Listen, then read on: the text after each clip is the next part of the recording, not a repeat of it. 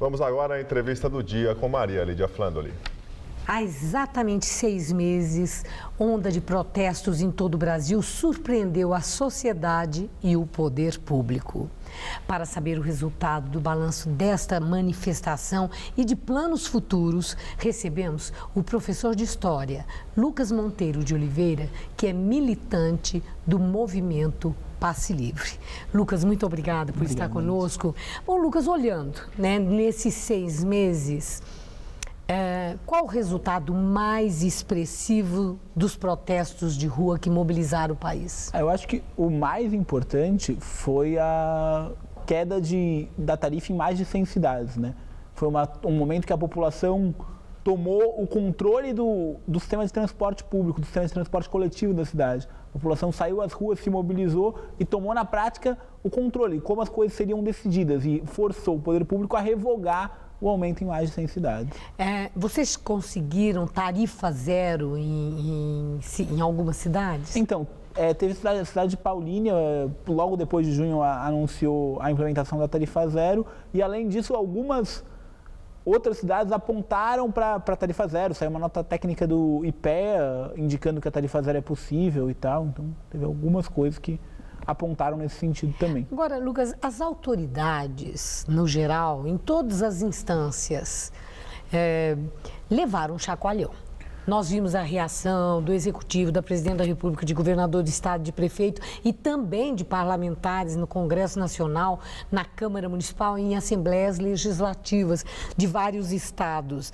Mas, no seu entender, eles deram resposta? Então, a resposta... Fora essa que você está falando do ponto de vista prático da redução da tarifa, porque o protesto não se entrou só na tarifa, ele ampliou e expressou uma satisfação profunda com muitas coisas.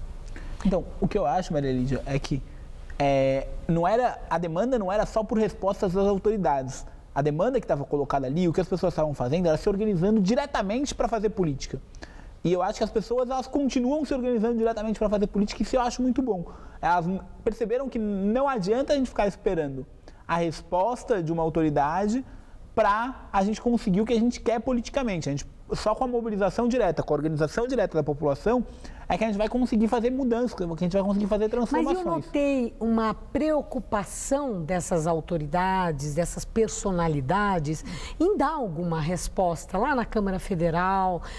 Até agora, recentemente, a Câmara Federal aprovou aquele projeto que incluiu o transporte como direito social. De fato. Quer dizer, isso a gente não deixa de estabelecer uma relação. Você estabelece também? Então, eu acho que sim. Eu acho que as autoridades, elas estão numa política de tentar correr atrás das mobilizações. Todos os partidos políticos tentam capitalizar essas mobilizações. Se for ver a nova onda de campanhas eleitorais que apareceu depois de junho, todas elas colocavam a questão das mobilizações como central. Então, eles têm uma tentativa de reincorporação dessas mobilizações. Mas não é isso que a população quer. A população quer outra coisa. A população quer se mobilizar diretamente. Então, existe uma tentativa de dar respostas no sentido de evitar novas mobilizações, mas as mobilizações não vão parar por isso.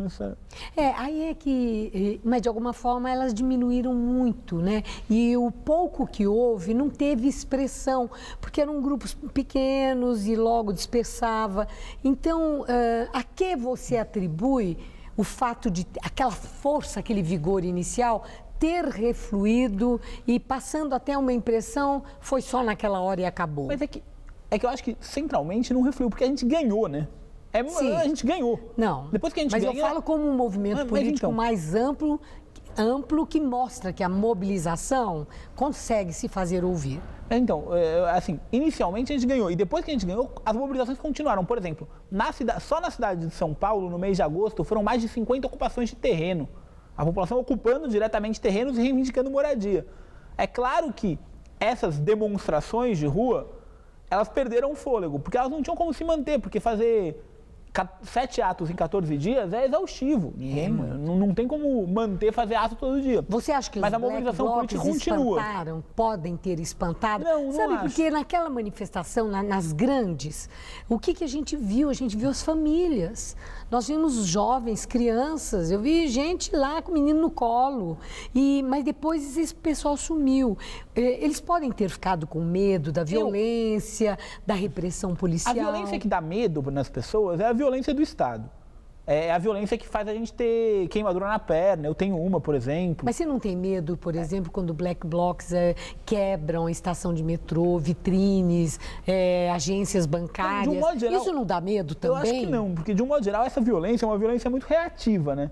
Ela acontece depois que o Estado, depois que a polícia já reprimiu as manifestações. Ficou muito claro, principalmente depois do dia 13 de junho, quando a polícia reprimiu brutalmente a manifestação. Mas é uma coisa que já era clara em outras manifestações. Desde que a gente faz manifestação contra o aumento, desde 2005 que eu participo de uma manifestação contra o aumento, a gente sempre foi reprimido pela polícia. Agora, a questão do que foi defendida, que aquele movimento, a manifestação era apartidária. Vocês fizeram questão que a população soubesse disso e que os partidos e políticos também soubessem. Continuou apartidário ou já há uma diferenciação no sentido de um faturamento político eleitoral na eleição 2014? Então, o Movimento Passe Livre continua sendo um movimento apartidário, continua sendo um movimento que preza pelo apartidarismo. Isso não quer dizer que a gente não possa conversar com partidos. A gente não é braço e não é correia de transmissão de nenhum partido político.